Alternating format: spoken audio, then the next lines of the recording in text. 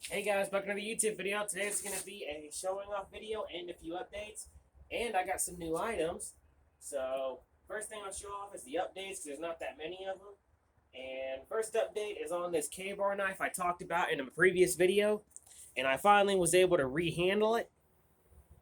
Recycled some old leather that I was able to reuse and gave it the original handle. Glad to see this old veteran still got some life left in her.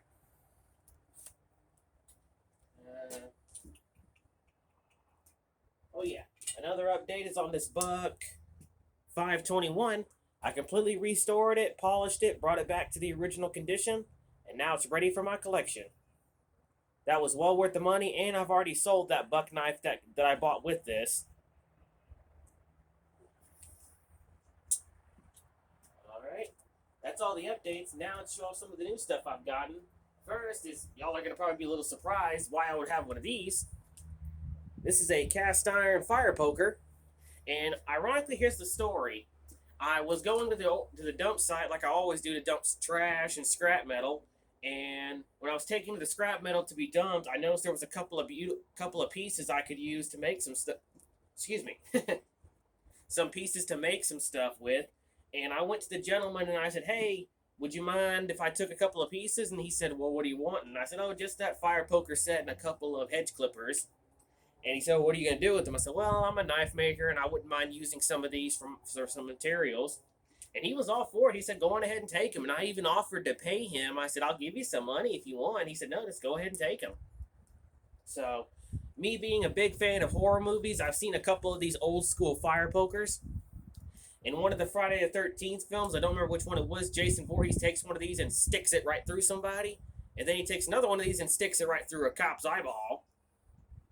And I've seen a bunch of other horror movies that have one of these in it. So it's very iconic, and it's one of those items you don't forget. And they didn't need much cleaning when I got them. They originally had a blued finish, and the head and handle were rusted, but they screw off relatively easily. So I screwed them off and gave them a heat blue to re-blue the part. And then I just salvaged the bluing that was already on the shaft. So thank you very much, my friend. I cannot believe I actually got one of these in my collection. And the rest, what I did with the rest of the fire poker parts, what I basically did is I disassembled it. Like, here's some of the parts.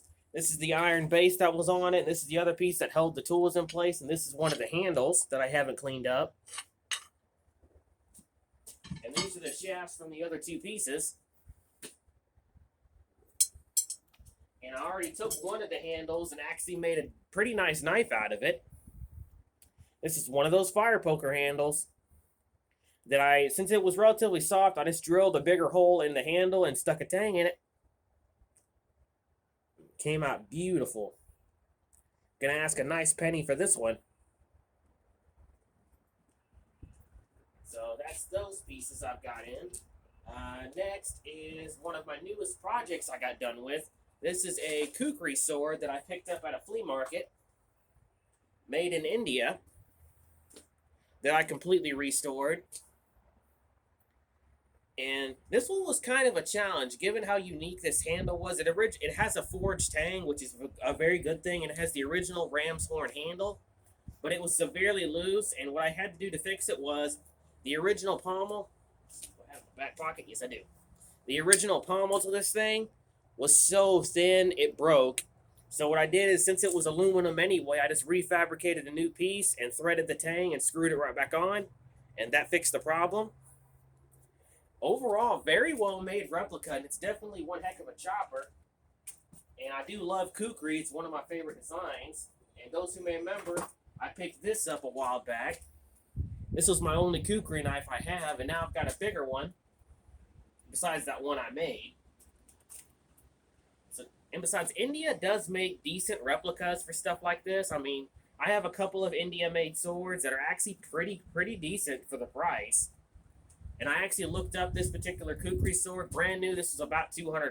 That's when it was new anyway. But still, I love the replica, and I only paid $20 for it, so I was happy to put it in my collection because I do collect swords. Definitely one heck of a chopper. Just back in its scabbard.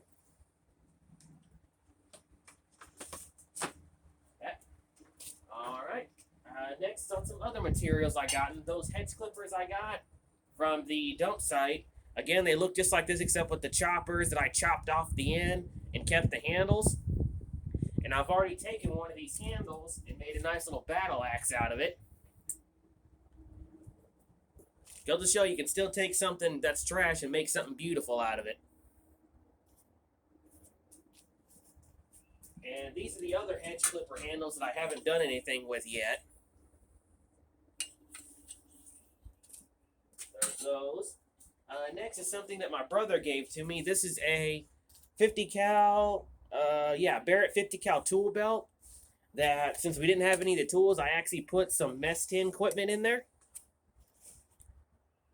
Still very fitting considering they're both military objects. Beautiful. And my brother also gave, I mentioned these in another video. He gave me some mess tin knives. But now I've got a full cutlery set. Still beautiful. Let's see. Yeah, that's all the items I've got to show. So, I hope you've enjoyed, and I look forward to doing another one of these handles. Because I didn't put a guard on this one. I thought about it, but I loved the way it looked, so I decided not to put a guard on it. On another one I'm going to make, of course, I'm going to put a guard on it. But yep, I guess I'll end the video right here.